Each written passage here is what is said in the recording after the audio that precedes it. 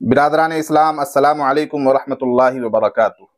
आज हम सब एक ऐसे नाजुक वक्त में खड़े हैं जब हमारी मस्जिदें, ईदगाहें, मदरसे, खानकाहें, कब्रिस्तान और दीगर वक्फ जायदादें खतरे में हैं।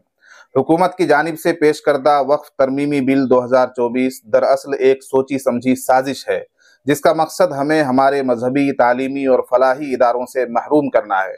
अगर यह बिल मंजूर हो गया तो हमारी बहुत सी मस्जिदें, मदरसे और कब्रिस्तान हुकूमती कब्जे में जा सकते हैं। अल्हम्दुलिल्लाह दिल्ली, पटना और मुल्क के कई हिस्सों में मुसलमानों ने इस बिल के खिलाफ ज़बरदस्त एहतिजाज किया है। अब 29 मार्च को विजयवाड़ा में भी एक बड़ा एहतिजाज होने जा रहा है, लेकिन इस एहतिजाज को और मजबूत बनाने के लिए आप सब की शिरकत ज़रूरी है। लिहाजा all India Muslim personal law board की अपील पर मजलिस अहरार इस्लाम सूबा बिहार, ऑल इंडिया मजलिस सदाए हक और मजलिस उलमाए मिल्लत किशनगंज तमाम मुसलमानों, मसाजिद की इंतज़ामिया और उलमाए किराम से दरख्वास्त करती है कि जुमातुल विदा के दिन अपने बाजू पर काली पट्टी बांध कर मस्जिद आएँ और पुरअमन एहतिजाज में शामिल हों। ये कोई आम मसला नहीं, बल्कि हमारे ईमान, हमारी शनाख्त और हमारे मजहबी तशख़्ख़ुस का मसला है। अगर आज हम खामोश रहे तो कल हमारी नस्लें हमें मुआफ़ नहीं करेंगी।